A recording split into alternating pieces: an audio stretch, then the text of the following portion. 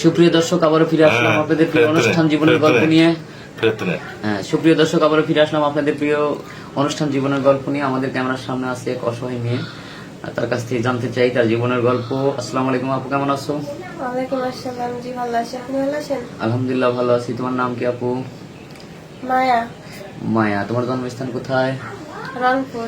রংপুরে। তোমার পরিবারে কে কে আছে? বাবা মা, আমি বোন। তোমার বাবা মা, তুমি বোন। জি।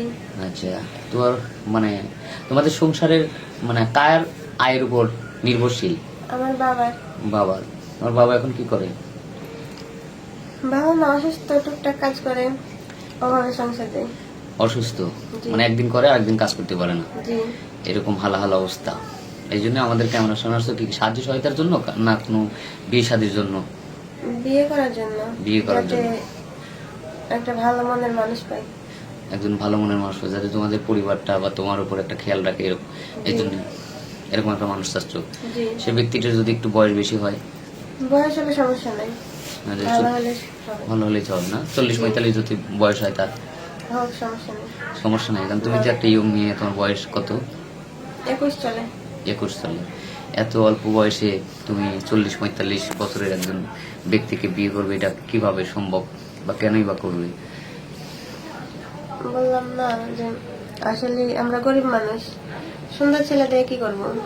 জানে ভালো থাকতে পারি, বয়স্ক হলো সমস্যা নেই। সমস্যা নেই, যাতে 3 বেলা খাইতে দিতে পারে। জি। আর বয়স্ক লোক অবশ্যই বউকে ভালোবাসে, হ্যাঁ, বয়স্ক মানুষ বলতে ভালোবাসে। আর ইয়ং ছেলেগুলি, স্মার্ট ছেলে পেলে দেখা গেল যে বিয়ে করলো কিন্তু দেখা যায় নেশা করে, বউকে টাকার জন্য, যৌতুকের জন্য ভালো মারধর না। করে। ভালো না। এই জন্য তোমার হচ্ছে, হ্যাঁ না ঠিক আছে, তোমার কথা ঠিক আছে। এই জন্য তুমি চাচ্ছ যে একজন বয়স্ক লোক হলেও যাতে আমার পরিবারটা আমাকে দেখে, জি। 3 বেলা যাতে খাইতে পারি। জি। খুব সুন্দর কথা। তো যাই হোক, আমরা তোমার এই দুঃখের কথা বা এই তোমার এই ভিডিওটা আমরা পাবলিক করব, দেশ বিদেশ থেকে ফোন করবে। হ্যাঁ, জি। তো সেক্ষেত্রে তোমার পার্সোনাল ফোন নাম্বারটা দাও। আমার কোনো ফোন নাই। তোমার ফোন নাই? জি না। এই যুগে তো সবারই ফোন আছে, তোমার ফোন নাই কথা কেউ বিশ্বাস করবে? বিশ্বাস না করলে কিছু করার নাই।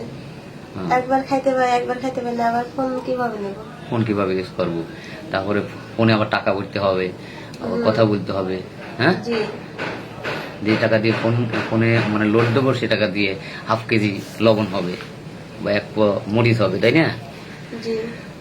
ঠিক আছে, আমরা আর স্কিপ বাড়াবো না। সুপ্রিয় দর্শক, আপনারা শুনলেন মেয়েটির অসহায়ের গল্প।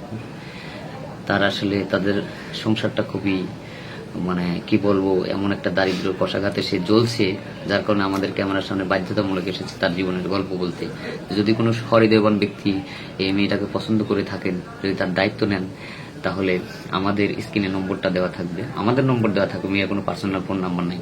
আর অযথা কেউ ভিডিও কল করবেন না। সেই সাথে যারা আমাদের চ্যানেলটা উপভোগ করেন সবাইকে ধন্যবাদ জানাই, শুভকামনা করে শেষ করছি। আল্লাহ হাফেজ।